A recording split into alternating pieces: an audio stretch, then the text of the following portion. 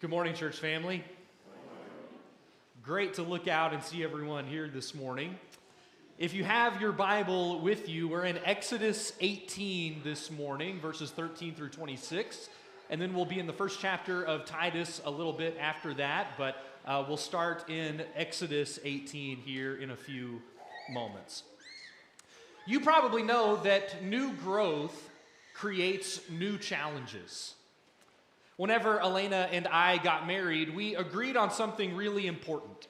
And it's important whenever you're thinking about getting married that the person you're marrying, that you're in agreement on all the essentials, right?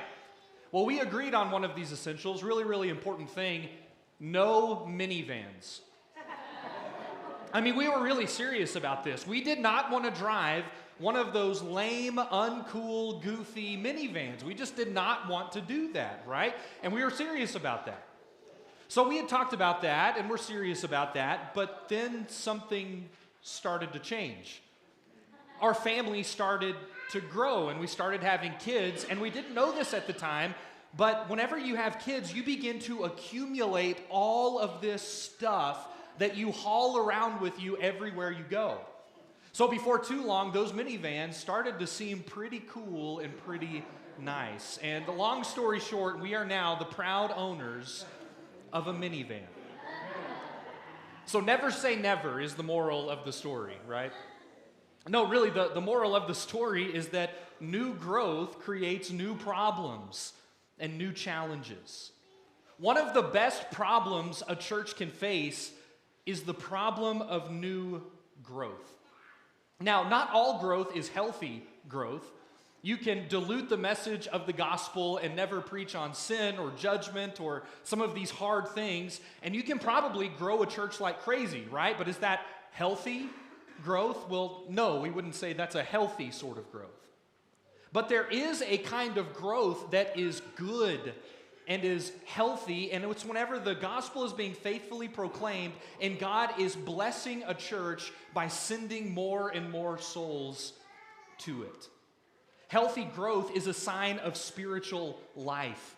It means that people are encountering Christ and they're being transformed by the Spirit of Christ, and they're so excited about that they're inviting others to come and see who Jesus is. Healthy growth indicates that God is working mightily to touch people's hearts. Well, I'm convinced this morning that Sunset has been experiencing that kind of healthy growth.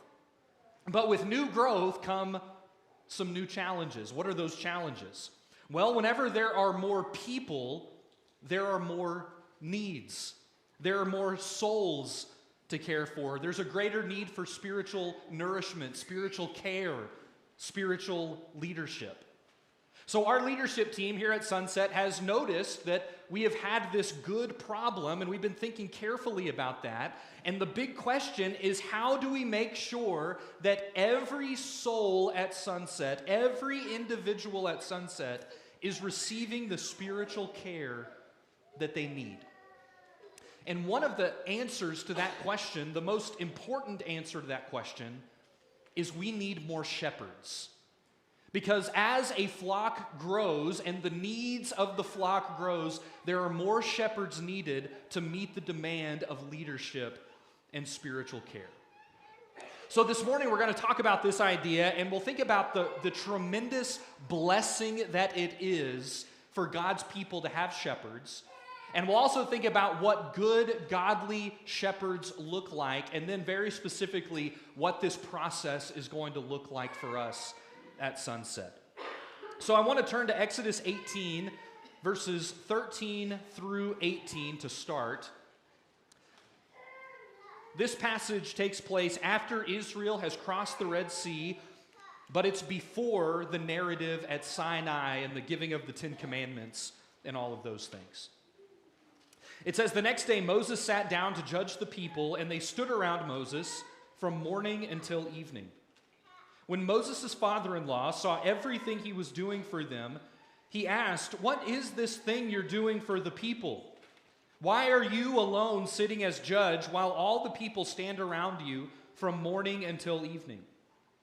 Moses replied to his father-in-law, 'Because the people come to me to inquire of God. Whenever they have a dispute, it comes to me, and I make a decision between one man and another. I teach them God's statutes and laws. What you're doing is not good, Moses' father-in-law said to him. You will certainly wear out both yourself and these people who are with you, because the task is too heavy for you. You can't do it alone. So the problem that I described a moment ago, that new growth creates more challenges because lots of people require lots of spiritual care, that's the exact same issue that Moses is facing in Exodus 18.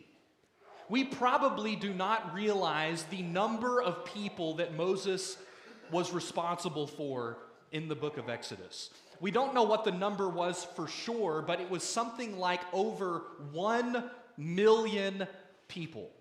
So you can imagine that Moses was a pretty busy guy. There were probably thousands of people coming to him every single day wanting him to settle disputes or to answer questions. So he probably decided cases like of stolen animals and damaged property, the repayment of debts, accusations of wrongdoing. He would handle all of these legal sort of cases, these disputes between people. But also, we get the feeling from this passage that people would come to him with all sorts of maybe practical and spiritual questions. Whenever someone wanted to know what they should do in this situation, there are two different options. What is God's will for me? They would go to Moses, and he would help them with those questions. So obviously, the workload for Moses was incredible. It was immense. Verse 13 says, they stood around Moses from morning until evening. There was no end to the work that Moses was doing. My question is, how do you even begin to organize something like this? Did Moses have like a numbering system and say, well, take a number and sit over there and maybe I'll get to you in a few years? Maybe. I mean, I don't know exactly how he would organize this, but the only way that I can kind of wrap my mind around this is thinking of like dealing with the government in modern times. Have you ever tried to do that? Like maybe you needed to file some paperwork or you needed to get a question answered. They're very, very slow and it's very, very frustrating, right? If I have to go to the DMV and stand in line for more than 25 minutes, I'm totally irritated. So you might think that, Springfield has like 500,000 people, like in the Springfield metro area. So imagine there was one guy at City Hall, and he was processing all of the legal cases, settling all of the disputes, answering every question for every citizen in the Springfield metro area. Well, that would not be good for that one guy, and it would also be very frustrating for all of the citizens, all of the residents, right? So something like that, but exponentially greater and more frustrating, is what Moses is experiencing in Exodus 18. Well, Jethro comes to visit, Moses' father-in-law, and he becomes very concerned by what he sees. So in verses 17 and 18, he says, what you are doing is not good. You will certainly wear out both yourself and these people who are with you, because the task is too heavy for you. So Jethro points out something very important. He says the current leadership method was bad for two groups of people. It was bad for Moses, and it was bad for the people that he served. It was going to overly burden Moses. It was too much for one man to handle, and it was frustrating for the people entrusted to his care, because they were not able to receive the spiritual care and leadership and guidance that they needed. So Jethro sees this, and he tells Moses his idea starting in verse 19. He says, now listen to me, I will give you some advice, and God be with you. You be the one to represent the people before God and bring their cases to him. Instruct them about the statutes and laws, and teach them the way to live and what they must do. But you should select from all the people able men, God-fearing, trustworthy, and hating dishonest profit. Place them over the people as commanders of thousands, hundreds, fifties, and tens. They should judge the people at all times. Then they can bring you every major case but judge every minor case themselves. In this way, you will lighten your load, and they will bear it with you. If you do this, and God so directs you, you will be able to endure, and also all these people will be able to go home satisfied. Moses listened to his father-in-law and did everything he said. So Moses chose able men from all Israel and made them leaders over the people as commanders of thousands, hundreds, fifties, and tens. They judged the people at all times. They would bring the hard cases to Moses, but they would judge every minor case themselves. So there are a few important observations about what Jethro is telling Moses about spiritual leadership that I think are super important and relevant for us. Here's the first thing that Jethro mentions. He talks about how spiritual leadership should arise from among the people and should reflect the whole body. Look again at the first part of verse 21. It says, you should select from all the people leaders to help you govern. So this is probably obvious, but I do think it's a really important idea. Jethro does not tell Moses to get leaders from the outside and to import them into Israel. Like he doesn't say, go out among the nations, find the best leaders you can possibly find, and bring them in to help you lead. That's not what Jethro said. He said, look among the people and raise up men from Israel in order to help you lead. Why is that such an important idea that spiritual leadership should arise from among the people? Well, if leaders come from the people that they serve, they're going to really understand their people. They're going to understand their experiences. They're going to understand the culture. They're going to understand the temptations and the sins and the disputes. And we can make a long list of things that they understand about their people. So I think this is one reason why Jethro says this. Appoint leaders who come from the people that they're going to serve. Another thing that Jethro says, he doesn't say just to appoint anyone. He says spiritual leaders must possess certain qualities, certain qualifications, things like competence, godliness, and integrity. Verse 21 goes on, but you should select from all the people able men, God-fearing, trustworthy, and hating dishonest profit. So one of the first qualifications that Jethro says is that these men should be able, they should be competent, which I take to mean they should have certain leadership characteristics that make them competent leaders.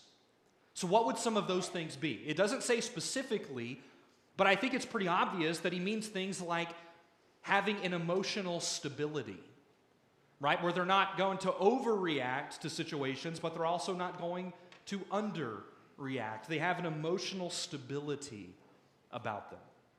Also, he talks about having, or another leadership quality might be having a relational skill. They know how to talk to people. They know how to handle disagreements. They handle their relationships well. They have discernment. They're able to distinguish between what is right and wrong, what is wise versus unwise. He goes on and talks about having a strong relationship with God, and I love specifically how Jethro describes this. He says they should fear God. That is an excellent quality for leadership, because bad leaders are more fearful of people than they are of God. And what do you do whenever you're fearful of people?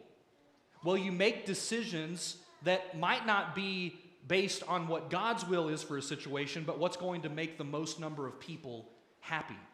And as you know, the will of the majority is not always the will of God. So Jethro is saying they must fear God more than they fear people. And then also he mentions having a strong relationship with others, being trustworthy, keeping commitments, doing what is right for others, even if it's not necessarily best for them. It's servant, sacrificial leadership. So there's certain qualities, certain qualifications of spiritual leadership. And then lastly, the third thing, which is obvious, spiritual leadership should be shared. Or another way that we tend to say this, there should be a plurality of elders. Look at the last part of verse 21 into verse 22. It says, place them over the people as commanders of thousands, hundreds, fifties, and tens. They should judge the people at all times. Then they can bring you every major case, but judge every minor case themselves. In this way, you will lighten your load, and they will bear it with you. So Jethro affirms Moses' leadership. Like, he's not trying to displace Moses and his unique position. He's saying, Moses, you are the primary leader, the primary figure, the one with the authority here. So you will decide the big decisions, you will decide the hard cases, but all of the routine matters you should outsource to these people to help you in your leadership. So the result of this, if Moses puts these things into place, raising up leaders from among the people, godly, capable men, and he shares this leadership responsibility with others, verse 23 gives us the result. He says, if you do this, and God so directs you, you will be able to endure, and all these people will be able to go home satisfied. So Jethro gives us this great leadership principle. Whenever there is shared leadership across godly, capable men, it is both good for leaders and it's also good for the people that they lead. So obviously, the principles that we find in Exodus 18 have very similar parallels in the New Testament. Whenever the Apostle Paul talks about qualifications for New Testament church leadership. So think about some of the parallels that we see in Titus chapter 1 with what we just talked about in Exodus 18. It says, the reason I left you in Crete was to set right what was left undone, and as I directed you to appoint elders in every town. An elder must be blameless, the husband of one wife, with faithful children who are not accused of wildness or rebellion. As an overseer of God's household, he must be blameless, not arrogant, not hot-tempered, not an excessive drinker, not a bully, not greedy for money, but hospitable, loving what is good, sensible, righteous, holy, self-controlled, holding to the faithful message as taught, so that he will be able to encourage with sound teaching and to refute those who contradict it. So again, we see these same three principles in the New Testament as were put forth in Exodus 18. Number one, spiritual leadership should arise from among the people. So it doesn't say this specifically in Titus 1, but I do think it's implied in that Paul is telling Titus to appoint elders in every town, in every local church. They are raised up from among the people. Another reason why I know this is because the character of these men were known. Like, they had to have a track record where they were demonstrating leadership, competence, and godly character, which is the second thing that we learned. Spiritual leaders must possess competence, godliness, and integrity. Some of the specific things that are mentioned in Titus are things like being a competent teacher, having a good reputation, having his household in order, meaning he treats his wife well and he manages his kids well. And then, of course, he has a good relationship with God and with others. And then we also see this third thing, that leadership should be shared. There should be a plurality of elders. Paul does not tell Titus to go and find one guy in every church and to put the burden of leadership on that one person, where he makes every decision and he is responsible for everything that goes on and all of the spiritual care of the congregation. That's not what Paul says. He says, go appoint elders, plural, to share this burden of leadership, because shared leadership is good for leaders and it's also good for the people that they serve. So kind of putting all of this together and thinking very specifically about our needs at Sunset, here's the first thing that I want to say. The burden of spiritual leadership is immense. Spiritual leadership takes blood, sweat and tears, sometimes literally. And the reason why I tell you that is to say that the elders that are currently serving us at Sunset, we have 7 of them, do an excellent job. Can I say that again? Because I really think that's important for us to understand. The elders that we have here at Sunset are doing an outstanding job. And I say that because we probably do not appreciate the kind of weight that carrying spiritual leadership is on the shoulders of these spiritual leaders. So maybe one of the applications of this sermon is to go and thank one of the shepherds and say, I know that spiritual leadership is a hard task. I know that it keeps you really busy and really stressed in some ways. I see that you're doing a great job, and thank you so much for your spiritual leadership. Now, our elders are not asking for a thank you. They don't do it to have a pat on the back, but they do an excellent job and need to be recognized as doing an excellent job. Since spiritual leadership is such a heavy burden, adding more shepherds will help them, and it will help us. Shared spiritual leadership, as we've been talking about this morning, is good for leaders as they spread the leadership and the needs across more men, and it's also good for the congregation so that every soul is receiving the leadership and care that they need. So the new elders that are appointed to serve with our existing 7 should be men who understand Sunset. Thinking about the principles that we've been talking about, they should understand the culture of Sunset. They should understand the people and the needs and the experiences, right? Like they should have a real relational knowledge of the people here at Sunset. They should also be men who are recognized as possessing the qualities described in places like Exodus 18, 1 Timothy 3, and Titus chapter 1. So just thinking about a couple of them, they should lead their families well. So a good question to ask, do they love their wives? Do they treat their wives very well? Are they leading their wives in a faithful way? Do they treat their kids well? Do they manage their households well? Are they a good dad that is providing good spiritual care and leadership in their households? Do they have a good reputation, not just among those here at Sunset, but also among outsiders? Are they spiritually mature? Do they have a strong, vibrant relationship with God and with others? Do they love the gospel of Jesus Christ and believe it so fiercely that they're going to proclaim it faithfully?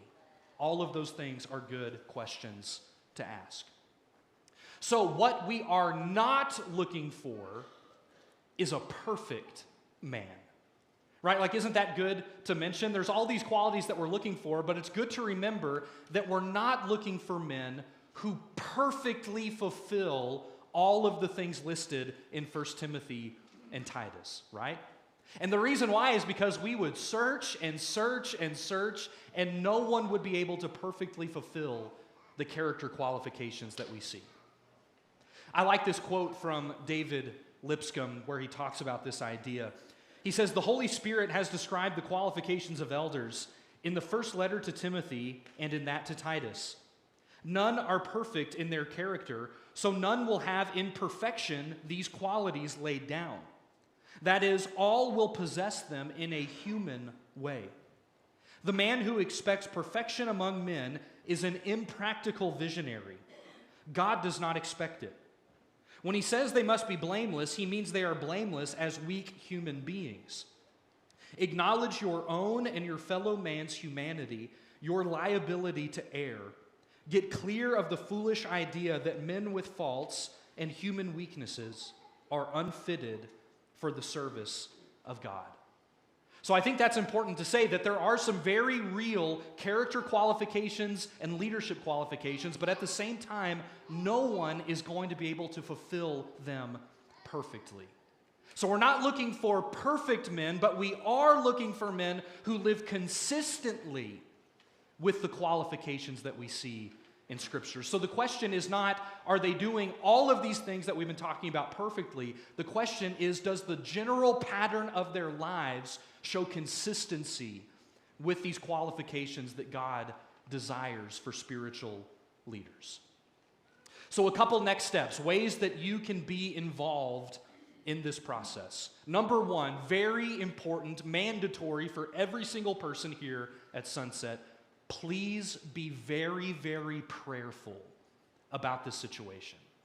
Be praying that God would be leading the way and that the right men who possess the right qualities for us at Sunset would be appointed. Another thing, if you are a man who is approached and identified as someone who people trust to lead, here's what I want to ask you to do. Please do not dismiss that immediately. If someone comes to you and says, hey, I think you have what it takes to be in spiritual leadership, I think you meet the qualifications, I trust you, I would follow you, I think you would do a great job. If someone is coming to you and saying that, please do not immediately dismiss it and say, well, I'm too busy, I'm not the man for the job, I'm not sure that's for me. Please consider that God might be putting something on your heart and He might be calling you to lead at this congregation. So I want to give you a sense of the timeline that we're looking at. This is subject to change. It might not work out exactly like this, but we do want to give you a good idea of what this process will look like. So March 15th, the search process begins. That's today. The elder selection sheets are distributed to the congregation, so you already have those.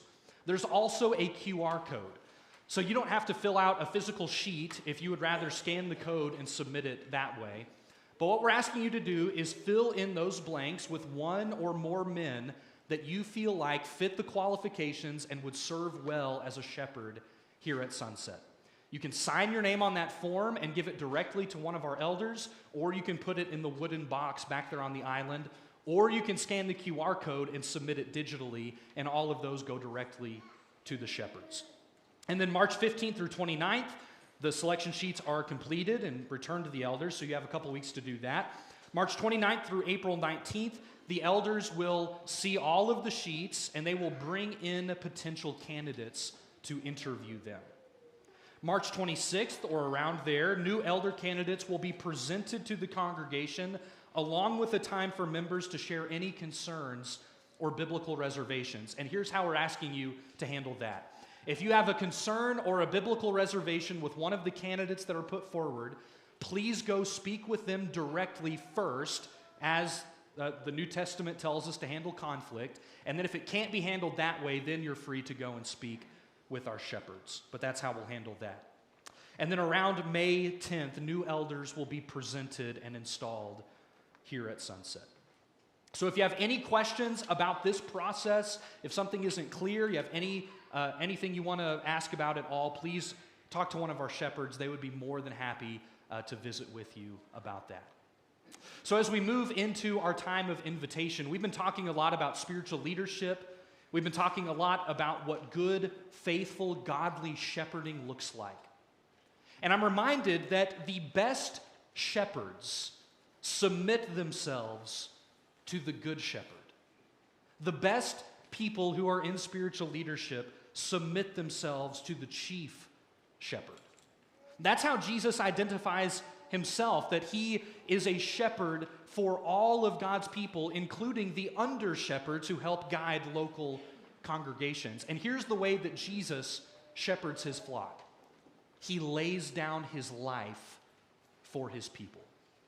That's what good spiritual leadership looks like. It doesn't always look like standing in front of people and making the big decisions and getting all of the glory. It looks like sacrificial service, laying down your life for the good of others. And ultimately, that's what makes Jesus the best shepherd and the best model of spiritual leadership. So this morning, if you have not responded to the good shepherd, the chief shepherd, we want to give you an opportunity to do that. Maybe you haven't been baptized into Christ, haven't let him take your sin upon himself so that you can have eternal life. If you want to take that step of faith this morning, or maybe you want to learn more about baptism, we would love to visit with you and help you